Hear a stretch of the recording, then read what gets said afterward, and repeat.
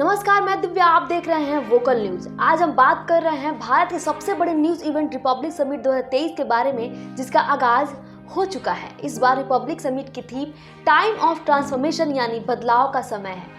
Summit के उद्घाटन भाषण में रिपब्लिक मीडिया नेटवर्क के editor in chief Arnab Goswami ने लोगों के साथ और उनके विश्वास को सराहा है। उन्होंने कहा कि आप सभी का साथ और विश्वास हमें साहस देता है, हमारी उम्मीदों को उड़ान देता है। रिपब्लिक मीडिया इसके लिए सभी का बहुत बहुत आभारी है।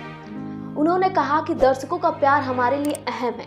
हम एक बड़े नेटवर्क में बदल गए हैं, मैं इसको शब्दों में बयां नहीं कर सकता।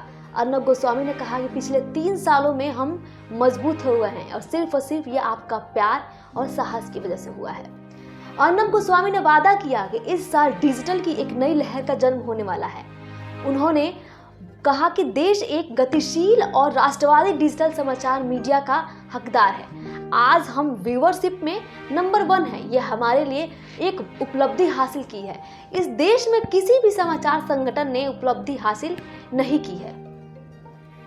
आपको बता दें, प्रधानमंत्री नरेंद्र मोदी दिल्ली में हो रहे इस समिट के मुख्य अतिथि थे, जो आखिरी दिन समिट को संबोधित किए। इसके पहले देश के और विदेश के कई बड़ी हस्तियां समिट में भाग ले चुकी हैं।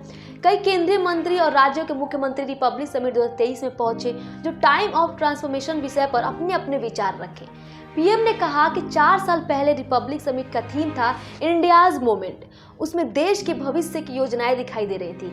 उन्होंने कहा कि आज टाइम्स ऑफ ट्रांसफॉर्मेशन की इस थीम से यह स्पष्ट है कि देश बदल रहा है।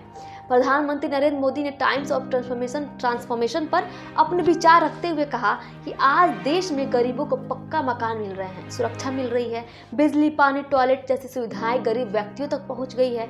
इन सभी ने ग्राउंड लेवल पर एक क्रांति ला दी है। इन योजनाओं ने देश के गरीब से गरीब व्यक्ति को भी सम्मान और सुरक्षा के भाव से भर दिया है। पीएम मोदी ने कहा कि 2019 में मैंने इसी रिपब्लिक समिट में कहा था कि पीएम आवास योजना के तहत हमने 5 साल में 1.5 करोड़ परिवारों को घर दिया। अब यह आंकड़ा बढ़कर 3.25 करोड़ से ज्यादा हो चुका है। इनमें से ज्यादातर घरों का मालिकाना हक हमारी माताओं बहनों को नाम पर है। हमारी करोड़ों बहनें लखपति दीदी बन गई हैं। प्रधानमंत्री नरेंद्र मोदी ने कहा कि देश में 2014 के बाद हमारी सरकार ने जो नीतियां बनाई, उनमें न सिर्फ शुरुआती फायदों का ख्याल रखा गया, बल्कि दूसरे और तीसरे लेवल के प्रभाव को भी प्राथमिकता दी गई। पीएम ने बताया कि कैसे देश में जो चीजें खराब थी, उनमें क्या क्या बदलाव किया गया, जो देश के विकास की ओर ले जा रहा है। इन सब में सबसे पहला था, पहले लोग सरकारी नौकरी पर निर्भर थे, अब स्टार्टअप के दौर में है। दूसरा, भारत की गरीब बहनें लखपति बन रही हैं। तीसरा, हर लेवल पर स्टार्टअप के लिए सपोर्ट मिल रहा है। चौथा, अब गरीबों को सीधे लाभ मिल रहा है। और 5वां, सत्ता का माइंडसेट बदल रहा है। आपको बता दें, समिट में पहुंचे नितिन गडकरी ने अपने मंत्रालयों के कार्यों को बताते हुए कहा कि हम 32 ग्रीन एक्सप्रेस हाईवे बना रहे हैं, जिसमें से कुछ 2024 से पहले मिल जाएंगे। उन्होंने कहा कि हम पूरे देश में ग्रीन हाईवे का जाल बिछा रहे हैं, जिससे लोगों का सफर आसान होगा। वही कानून मंत्री किरण रिजिजू ने कहा कि मोदी सरकार न्यायपालिका का अधिक सम्मान करती है और अपनी लक्ष्मण रेखा जानती है, जिसे वह कभी पार नहीं करती।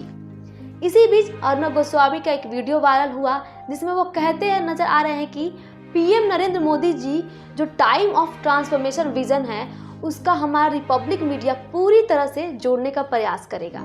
आपका जो बदलाव होगा देश के विकास के लिए, उस पर हमारा मीडिया पूरी तरह से नजर रखेगा, ताकि जो आपका विजन है वो जनता तक पहुंचे और आपका विजन सफल हो। आज की इस वीडियो में यहीं तक। ऐसी तमाम छोटी बड़ी खबरें देखने के लिए बने रहिए वोकल न्यूज के साथ। तब तक के लिए धन्यवाद।